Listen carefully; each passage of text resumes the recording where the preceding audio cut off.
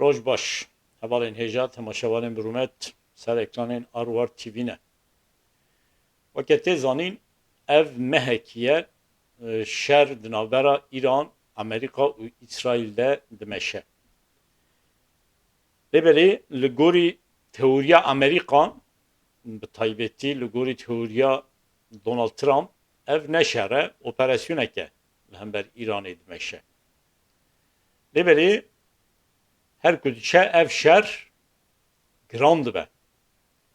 Yani da aliyekî de Amerîka û İsraîl êrişê İranê dikin, heya niha bi dehan bajarê İranê hatine bombebaran kirin û weke tê zanîn nîvî zêdetir jî rayedarên İranî hatine kuştin. Di aliyê din de jî İran bêbersim namîne. Ew jî êrişan li hember wargehên Amerîka yê li welatên Ereban, welatên Körfezê dixe û di aliyê din de jî İran füzeyên xwe dişîne ser İsraîl. Heya niha pir bajarên İsraîl hatine bombebarankirin ji aliyê İranê ve. û qasê ku tê gotin bi hezaran kuştî hene. Yani çi ji aliyê İranê ve be, çi ji aliyê İsraîl û her wiha çi ji aliyê Amerîka van be. Taybetî leşkerên Amerîkî ku hatine kuştin. Hevalên hêja weke di dîmena de jî hûn dibînin diho êrişeke li hember mala serokê Herêma Başûrê Kurdistanê Nêçîrwan Barzanî pêk hat. Li hember mala wî ya dihokê. Ev ne cara yekeme li hember Başûrê Kurdistanê êriş çêdibin.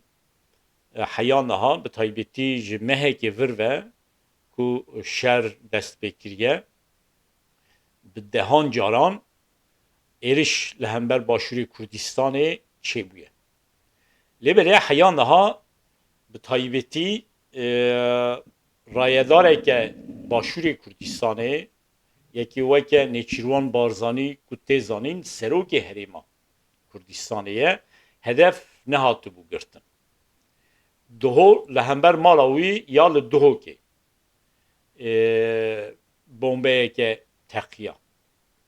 Lêberê di heman demê de yani diho Wezîrê Karê Derveyê İranê daxuyanî da ku heman bombe ji aliyê İranê ve nehatiye avêtin. İran dibêje hin hêz hene, hin derdor hene ku dixwazin Başûrê Kurdistanê yan jî Bakurê Iraqê li hember me bikeve nava şer. Yani bi awayeke rayedarên İranî dibêjin me füze navêtiye mala serokê Herêma Kurdistanê Nêçîrwan Barzanî hin derdorên bi niyeta xiraf vê kiryarê kirine. Di heman demê de pir derdoran jî vê êrişê şermezar kirin.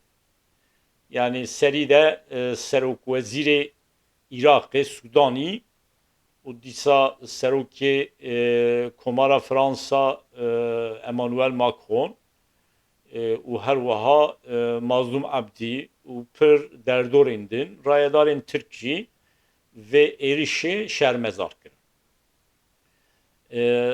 Serokê Partiya Demokratîk Kurdistan Birêz Mesûd Barzanî jî daxuyaniyeke nivîskî da di ekranê de hûn dibînin bi taybetî Mesûd Barzanî dibêje ev ne cara yekeme êriş li hember Herêma Kurdistanê çêdibin. Pir caran êriş li hember Herêma Kurdistanê çêbûne ji mehekê vir ve lêberê em bêdengman bi taybetî me nexwast xwe bikin aliyeke vê şerê. Me nexwast ku şer derbasê herêma me bibe. Ev mala bi taybetî Nêçîrwan Barzanî li dihokê hatiye bombebaran kirin. Mesûd Barzanî dibêje hemû malên Kurdan ji bo me bi nirxin yani tenê êrişa li hember mala Nêçîrwan Barzanî hatiye çêkirin ne xetere ji bo me hemû êrişên li hember Kurdistanê çê dibin xetere. Rast e bêguman wilo ye. Yani êrişeke li hember mala kî dibe bila bibe li hember axa Kurdistanê çê bibe ew êriş dibe bê şermezarkirin û ciddî bê dîtin. Şer hê bi awayeke fermî derbasê Iraqê derbasê başûrê Kurdistanê nebûye. Lêberî weke tê zanîn hêza heştî şabî weke hêzeke Iraqî ye lêberî bi Îranê ve zêdetir girêdayî ew jî di nava şer de ye. Bi taybetî İsraîl û Amerîka li hember wargehên heştî şabî li Iraqê jî di nava êrişan dane.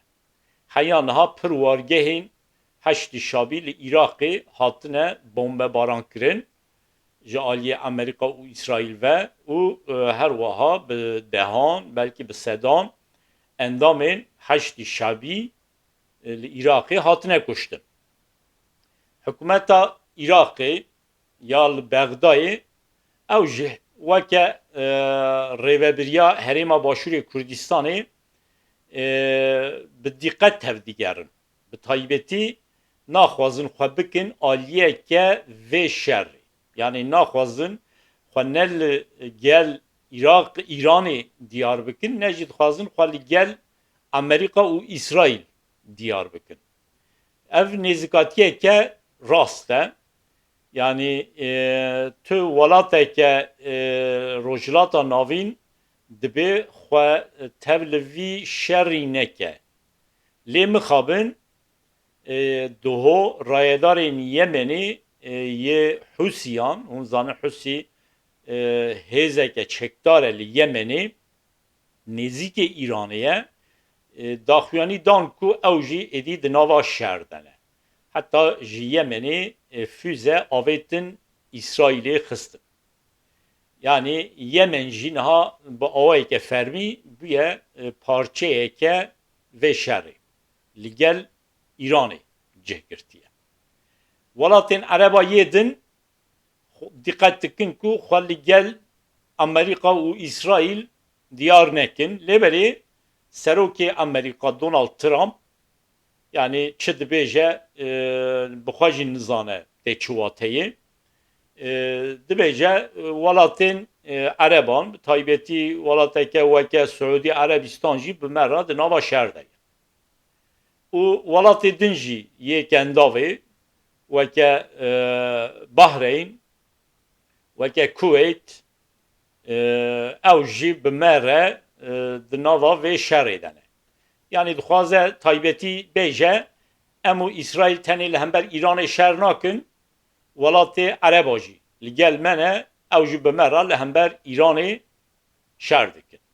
Yani dixwaze diqqeta Îranê bikişîne ser welatên Ereban.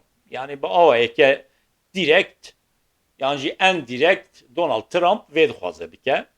Heta dixwaze ku ji Îranê füze bên avêtin ji bo welatên Ereban weke em bêjin Qatar, weke Suudî Erebistan, weke Dubayî, weke Bahreyn, weke Kuveyt, heta Irak. Yani Donald Trump dixwaze ev welatê Ereba hemû li gel wan cih bigrin li hember Îranê bikevin nava şer. Lêberê qasê ku em dişopînin, qasê ku ez dişopînin rayedarên welatên Ereban bi taybetî bi diqqet tevdigerin da ku xwe li gel Amerîka û İsraîl raber nekin. Yani İran dizane ew welat çawa xwedî helwesteke çawane ji ber vê yekê jî Îranê car carna füze li hember wan welatan tê avêtin. Lêberî İran dire xuyan ku ew bi taybetî wan füzeyan dabêje wargehên Amerîka ku li welatên Ereban hene. Yani İran jî nabêje em li hember welatên Ereban di nava şer de ne. Ew jî bi diqqet tevdîgere. Ew jî naxwaze welatên Ereban bi awayeke aktiv li gel Amerîka û İsraîl cih bigrin li hember wî şer bikin. Lêberî İran همه هر روزه بمبه داویجه وان ولاتین عربان یکن داوی اون دزانن کنده و هرمزه هاتیه گرتن جالیه ایرانی به ده اکران دا جون دوینن yani kendi veke tenge İran dibin bandora xwe de girtiye û nahêle gemî derbas bibin. Yani gemiyên neftê bi taybetî yê petrolê, petrola Iraqê ya Kuveytê ya Suudi Arabistan ya Qatarê ya Bahreyn ya Emiratên Ereban naxwaze ji kenda ve Hürmüzê derbas be. Kenda ve Hürmüzê ji bo cîhanê pir giring e. Yani tenê ji bo wan welatên Ereban ne ji bo hemû cîhanê kenda ve Hürmüzê giring e. Sedî 20 petrola cîhanê ji wê kenda vê derbas dibe. Yani petrola Iraqê ya Kuveytê ya Bahreyn ya Qatar ya Suudi Arabistan ya Emiratên Ereban hemû û ya İranê di wê kenda vê derbas dibe. İran naxwaze gemî derbas bibin ji ber vê yekê jî di cîhanê de weke pirsgirêkeke mezin derdikeve pêş. Her ku diçe de hemû deverên cîhanê de li hember vê şerê helwesteke raber dibe. Heya niha ji Amerîka zêde deng dernediket lêbelê di ekranê de jî hûn dibînin li Amerîka jî îro bi hezaran bi sed hezaran kes yani tê gotin ku bi sedan bajaran da xwepêşandan çêbûye. Yani Amerîkî jî êdî li hember vê şerê bêdeng naxwazin bisekinin. Ji ber ku şerê niha li hember İranê dimeşe tesîrê li ser cêba hemû kesan dike, li ser cêba Amerîkiyan jî dike. Amerîkî jî vê hîs dikin. Bu taybetî Amerîkî dibêjin ev ne şerrê me ye. Şerrê İsraîl û İranê ye çima em di nav da cih digirin. Eger wilo dewam bike wê bi sedan bi hezaran zarokên Amerîkiyan bêne kuştin çima? Amerîkî naxwazin zarokê wan ji bo İsraîl di nava şerrê li hember İranê de bêne kuştin. Evalên hêja yani li Avrupayê jî her ku diçe zêde deng derdikeve. Yani bi taybetî helwesta İspanya weke helwesteke taybetî ye di nava welatên Yekîtiya Avrupayê da welatê ku bi awayeke eşkere û tund li hember vî şerrê disekine İspanya ye. Yani bi taybetî jî li hember êrişa Amerîka û İsraîl li hember İranê ye. Lêbelê İspanya nabêje ez li gel İranê me jî. Yani İspanya her wiha rejima mola ya İranî jî şermezar dike. Çawa êrişên Amerîka û İsraîl li hember İranê şermezar dike, her wiha jî rewşa antidemokratîk ya rejima mola li İranî jî şermezar dike. Lêbelê tenê İspanyana her ku diçe li hemû welatên Avrupayê protesto çê dibin. Di rojên pêşiya me de bi taybetî çawa ku îro Amerîka dest pê kir, ez bawer dikim ji vir şûn da êdî her hefteyê çend cara li Amerîka bi hezaran, sed hezaran belkî bi milyonan kes dakevin kolanan li hember vê şerrê bisekinin û li welatên Yekîtiya Avrupayê jî wê bi dehan hezaran kes êdî derkevin kolanan li hember vê şerrê bisekinin. Evalên hêja yani şerrê li hember İranê dimeşe buya êdî şerreke em nebêjin şerrê sêyemîn yê cîhanê lêberê bandorê li ser hemû cîhanê dike. Yani eger wilo dewam bike êdî bahayê hemû tiştan wê zêde bibe. Yani heya niha va mehekiye bahayê pir tişta zêde biye lêberê ji vir şûn de wê zêdetir bibe. Mesela litreyeke mazotê heya niha euro 6-65 kuruş bu, niha rabiye 2 euro 25 kuruş. Hatta li hin deveran li ser otobanan biye 2 euro niv 2 euro 6 kuruş. Yani her ku diçe êdî bahayê hemû tiştan یکو بهای وان به ترانسپورت و گریدای بها دبه اف جی بگومان باندوره لسر همو جهانه چه دیگه جبر وی یکی جی ده جهانه ده هر کدی چه لهمبر وی شر امریکا اسرائیل و ایرانه هلوسته که دردی که و beş. Ji me Kurda jî ev şer bisekine daha baş e. Yani bêguman li kîjan welatên dagirkeriyê Kurdistanê şer çêbe ji me Kurda hin tiştên erênî derdkeve meydanê ev şerê ku nihal hember İranê jî meşiya de encamê da ji bo me Kurdan hin tiştên erênî û derkeve meydanê lêberê eger şer wiha dewam bike şer derbasê ser axa Kurdistanê jî bibe mixabin ve Kurd jê zerarê bibînin. Eger va şer zêde dewam neke yani di nava çend roja da di nava hefteyeke du hefte da jî ev şer bê sekinandin divê em bizanibin ku ew rewşa nihal Îranê heyî ew dî nikare weke dema borî ji rejîma Îranê re rejîma mola ra derfetan çêbike da ku ew xwe bide meşandin. Yani em bixwazin nexwazin li İranê rejîm êdî wê bêguhertin. Yani rayedarên İranî bixwazin nexwazin mecbûrin xwe biguherînin. Nîvê rayedarên rejîma mola hatine kuştin ji ortê rabûn çûn lêbelê İran xwedî tecrübeyeke kevndar e ji ber vê yekê jî her kesê ku ji rejîmê kêm dibe şûna wan yêdin têne û yani rejîm xwe bi awayeke li ser niga digire. Lêbelê şerê ku niha li hember İranê çêbû pir bajarên İranê hate bombebaran kirin. Yani İran dî niha şer bisekine jî heya 10 sala belki heya 15 sala jî wê nikaribe xwe topê ser hev bike. Ji ber vê yekê jî ez bawer dikim rejîma İranê wê bi awayeke bi taybetî bi Kurdên Rojhilat re diyalogê çêbike bi Kurdan re rêyeke bibîne da ku Kurdên Rojhilat li hember rejîmê nebin leşkerên hêzên weke Amerika, İsrail û her wekî din. Yani di nava vê meha derbasbûyî de sekana Kurdan sekaneke baş bû û her wiha dê bê bizanîn ku rejîma İranê jî bi taybetî haya xwe ji vê sekana Kurdan heye.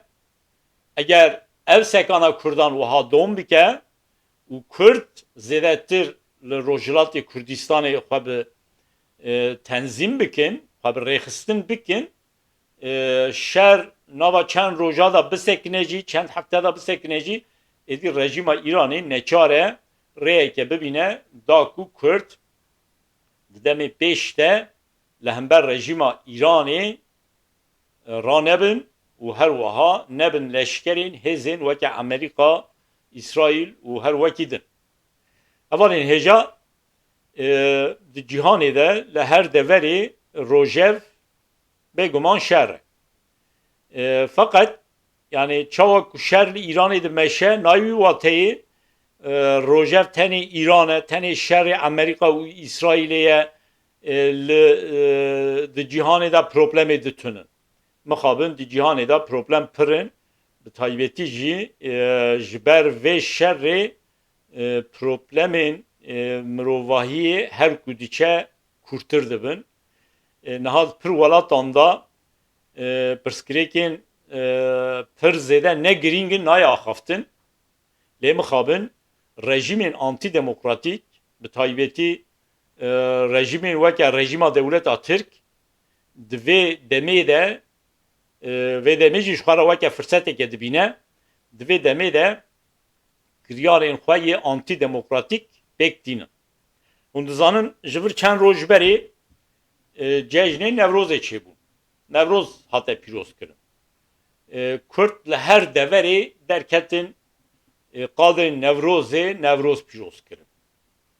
Yani mirov dikare bêje سال 2026 نوروز سال 2026 وکه yani dnava 26 salê derbasbûyî de Nevroza herî zêre bi geş hate pîroz kirin. Bêguman sedemî wî hene hûn dizanin ji vir demeke berê li Rojava şerreke hebû û hê jî li Rojava pirsgirêk çareser nebûne. Li hemû deverên cîhanê Kurd rabûn ser xwe ji bo Rojava meş çêkirin, mîting çêkirin û şiyariyeke mezin di nava Kurdan da ji bo Rojava çêbû û her wiha şiyariyeke ji bo yekîtiya neteweyî jî çêbû. Bêguman di demeke Uloda dema cejnên Nevrozê hatin tenzîmkirin Kurd bi tevlîbûneke mezin beşdar bû. Çi li Kurdistanê ve çi li derveyê Kurdistanê ve. Li derveyê Kurdistanê merût karin bêjin li hemû bajarê ku Kurd lê ciyan dikin Nevroz hate pîroz kirin. Li Avrupayê jî hûn dizanin li Frankfurtê û her wiha li Bonê Nevroz hatin tenzîm kirin. Ez hinek televizyonê Kurda temaşe dikim, bi taybetî televizyonê hinek nêzîkê PKK ne. Yani dibêjin cara yekeme aqasa kes hatin Frankfurtê beşdarî cejna Nevrozê bûn. Tevê wateyê gelê Kurd bi taybetî xwe li dora PKK zêdetir tenzîm dike. Dema mirov li televizyonê nêzîkê Partiya Demokratîk Kurdistan jî guhdar dike. Ew jî dibêjin cara yekeme li Avrupayê waqasa bi dehan hezaran Kurd beşdarî Nevrozeke mebûn, yani Nevroza Bonê bûn. Ez jî dibêjim ne wilo ye. Yani her kesê beşdarî Nevroza Frankfurtê bû PKK'yî nebû. Her kesê beşdarê Nevroza Bonê bû jî QDP'yî nebû. Pir kesên em bêjin xwe nîzîkê PKK dibînin, lêbelê li Bonê, li Kölnê, li Düsseldorfê, li Leverkusen, li Wuppertal, li Bochum her wekî din. Yani li wan bajêran jiyan dikin çûn beşdarî Nevroza Bonê bûn. Navî watê ew hemû endamê QDP'yê ne yan jî nêzîkê QDP ne. û dîsa pir Kurdên ku nêzîkê Frankfurtê jiyan dikirin, yani li Stuttgartê, li Helbronê, li Mannheimê, li Offenburgê, li Freiburgê û her wekî din nêzîkê Frankfurtê jiyan dikirin çûn beşdarî Nevroza Frankfurtê bûn. Navî watê ew Kurd hemû PKK'yî bûn, tereftarê PKK bûn. Yani di nava Kurdan da şiyariyeke neteweyî heye. PKK jî Nevrozê tenzîm bike. Her Kurdê nêzîkê wê derê bin beşdar dibin. QDP jî Nevrozê tenzîm bike. Her Kurdên nêzîkê wê herêmê bin beşdarî wê cejna Nevrozê dibin. û bi taybetî sala îsal Kurdan bi geşeke mezin Nevroz pîroz kir. Min got li Kurdistanê jî li hemû bajarên Kurdistanê bi taybetî Bakurê Kurdistanê Nevroz bi coşeke mezin pîroz bû. Lêbelê rejima antidemokratîk ya AKP û ya MHP li Bakurê Kurdistanê pir astengiyan çêkir. Di sedan kes di cejnê Nevrozê de li derê nêzîkê cejnê Nevrozê ji ber ku beşdarê cejnê Nevrozê bûne slogan avêtine an jî ala Kurdistanê rakirine hatine girtin. Aniha belkî bi dehan kes dema Nevrozê de hatine girtin hê jî girtîne belkî hineke ji wan ceza jî bigirin biçin zindanê. Yani AKP dema ku herkes bi mijara şerê İranê ve mijûle ew jî çi ji destê wî dike da ku li hember Kurda zulm û zorê zextê bikar bîne. Hûn dizanin pêvajiyekê hatibû destpêkirin di dawiya 2024 da yani di meha cotmeha 2024 da lêbelê ev pêvajiyo hatiye ji bîr kirin. Yani rayedarên Dem Partiyê jî wilo dibêjin. yani rayadarın Dem Partiye jî di Meclisa Tirka da jî da axifin dibêjin pêvajo çi bû? Yani hayawan jî pêvajoyê tune. Xwedê giravî Dem Partî weke beşeke pêvajoyê ye. Yani Dem Partî İmralî li aliyekî li aliyê din jî AKP û MHP. Lêberê xebera Dem Partiyê jê tune ku pêvajo hatiye sekinandin. Yani dema mirov li rewşa Tirkiye dinêre, li axaftinên rayedarên AKP û MHP dinêre, kes behsa pêvajoyê nake. û helwesta dewleta Tirk ya ku di dema cejnê Newrozê de raber kir, dide xuyan ku êdî wan pêvajo rakiriye. Yan jî dixwazin pêvajoyê bidin ji bîrkirin. Yani di aliyekî de li rojhilata navîn şer dimeşe, di aliyê din de jî dewleta Tirk pêvajo radike dide ji bîrkirin. Yani tê wê wateyê dewleta Tirk vê pêvajoyê beriya şer li herêma rojhilata navîn dest pê bike, yan jî li hember Îranê dest pê bike, pêvajo dest pê kir. Xwedê giravî serokê MHP Devlet Bahçelî got şerê ku li rojhilata navîn belav dibe wê xwe derbasê Tirkiye jî bike, ji ber vê yekê em pêş de divê tedbîr bigirin. Yani bi Kurdara rêyeke bibînin da ku ev şer nebe weke şereke hundirîn yê Tirkiye jî. Bi wê münasebetê li gorî xwe vê pêvajoyê dan dest pê kirin. Lêberê şer niha li hember Îranê dewam dike, wan pêvajo da cemidandin. Pêvajo niha hatiye cemidandin. Yani car carna behsa pêvajoyê dikin lêberê yani qasî ku em dibînin ev demekî ye, heta va nêzîkî 4-5 mehe di derbarê pêvajoyê da zêde tiştune. Rapora Meclîsa Tirkan ya hevbeş yan jî ya komisyonê derket, lêberê piştî ku rapor derket şunde hê tu gav nehatine avêtin. Yani herkesî hêvî dikir ku di Meclîsa Tirkan da gavên zagonî bêne avêtin. Yani zagon bêne guhertin da ku rayedarên PKK, militanên PKK, gerîlayên PKK silahê xwe dayînin biçin beşdarî jiyaneke sivîl û polîtîk bibin li Bakurê Kurdistanê û li Tirkiye. Lêberê hê gav nehatine avêtin. Kes nikare bêje derbarê vê pêvajoyê da di nava çend rojan da yan jî kengê wê gav bêne avêtin.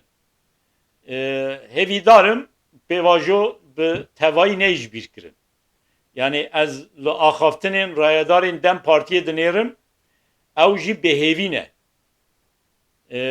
Bêhêvînînin yani bêhêvîne ku ev pêvajo bimeşe lêberê dengê xwe derdixin. Divê dengê xwe derbixin. Ya din yani me behsa Dem Partiyê kir, Dem Partî bi xwe jî niha di nava rewşeke bi aloz daye. Tê zanîn yani ji demeke vir ve tê gotin ku Dem Partî wê bêguhertin. Yani Dem Partî kongreya xwe çê bike, di kongreyê da wê navê xwe jî biguhere û her wiha bi giranî rêveberiya Dem Partî wê bêguhertin. Niha jî ragihandin hene û her wiha agahî hene ku Dem Partî van rojan kongreya xwe çê bike, di kongreyê de navê Dem Partiyê jî tê guhertin. Heta qasî ku ez dizanim bi tevayî rêveberiya Dem Partiyê wê bêguhertin. û her wiha di nava Dem Partiyê de niha da nerhetiyên mezin hatiye dest pê kirin. Yani bi taybetî tê gotin ku îjar rêveberiyeke nû ya Dem Partiyê çê bibe, kesî ku niha di nava Dem Partiyê de ser wezîfê ne, serî heştê wan wê wezîfe negirin, şûna wan bi taybetî kesî ku nû ji zîndana derketine, militanên PKK, kadronên PKK yêkevin ku ji zîndanê derketine, ew ê şûna wan da cih bigirin. Ew jî him bi xwe re aloziya wê derxe meydanê û him jî di nava Dem Partiyê de cur be cur nerhetiyê din, nerazîbûnê din ve derxine holê. Em binêrin yani qasê ku ez dizanim di meha Gulanê de dem partî û kongreya xwe bicivîne. Em binêrin heya wê demê li Tirkiye çi dibe, li İranê çi dibe û her wiha gelo şûna dem partiyê de wê partiyeke şawa bê tenzîm kirin. Hevalên hêja em gihîştin dawiya weşana îro. Hêvîdarim hûnê ji me ra Alwar TV ra bibin abone. Em ê ji vir şûnda daha zêdetir bernameyan çêkin. Yani di dema şerê rojava da me heme her rojê bername çêkir. Va mehekiye şer li hember İranê hatiye destpêkirin dîsa hefteyê da bi kêmanî em 4-5 bernameya çê dikin. Lêbelê ji vir şûnda em ê zêdetir bernameya çêkin. Eger hûn jî ji me ra bibin abone hûnê hêzê bidin me da ku em ê zêdetir bernameya çê bikin û cur be cur hevalan ra em ê nêrînan bînin ziman. Heya weşaneke din bin min xweşiyê de silav û hurmet.